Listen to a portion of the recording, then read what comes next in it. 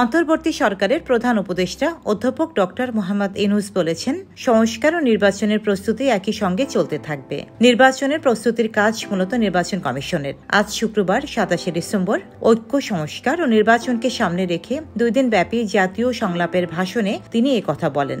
এদিন সকালে রাজধানীর খামারবাড়ির কৃষিবিদ ইনস্টিটিউশন বাংলাদেশে কেআইবি এই সংলাপ শুরু হয়। অধ্যাপক ডক্টর মোহাম্মদ ইউনূস বলেন, সংলাপে ৩টি বিষয়কে গুরুত্ব দেওয়া হয়েছে। সেগুলো হলো ঐক্য, সংস্কার ও নির্বাচন। সংস্কার বিষয়ে আমাদের মধ্যে ঐক্যমত্য প্রয়োজন।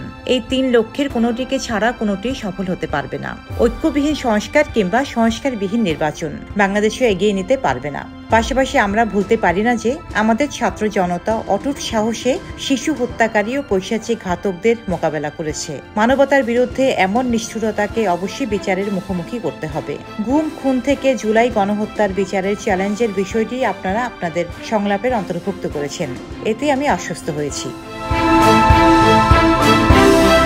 ডক্টর মোহাম্মদ ইউনূস বলেন, আজকের সংলাপের মূল লক্ষ্য হল সবার পক্ষ থেকে সর্বোচ্চ কণ্ঠে ঘোষণা দেওয়া যে আমরা এই সুযোগ কিছুতেই হাতছাড়া হতে দেব না। আমরা ঐক্যবদ্ধভাবে এই সুযোগের প্রতিটি মুহূর্ত সর্বোত্তম কাজে লাগাবো।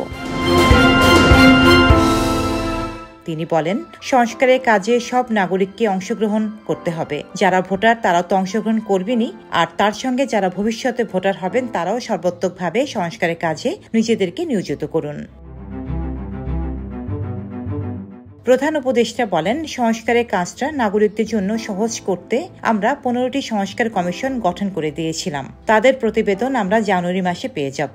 প্রত্যেক সংস্কার কমিশনের দায়িত্ব হল প্রধান বিকল্পগুলো চিহ্নিত করে তার মধ্য থেকে একটি বিকল্পকে জাতির জন্য সুপারিশ করা। যার যার ক্ষেত্রে সংস্কারের মাধ্যমে ভবিষ্যৎ কিভাবে রচিত হবে তা বিভিন্ন পক্ষের মতামত নিয়ে সুপারিশমালা তৈরি করে দেওয়া, নাগরিকদের পক্ষে মতামত স্থির করে সহজ করে দেওয়া। তিনি বলেন, তবে কমিশনের প্রতিবেদনে সুপারিশ করলেই আমাকে আপনাকে তা মেনে নিতে হবে এমন কোনো কথা নেই। এজন্য সর্বশেষ পর্যায়ে জাতীয় ঐক্যমত গঠন কমিশন গঠন করা হয়েছে। ডেস্ক রিপোর্ট, সাম্প্রতিক দেশকাল।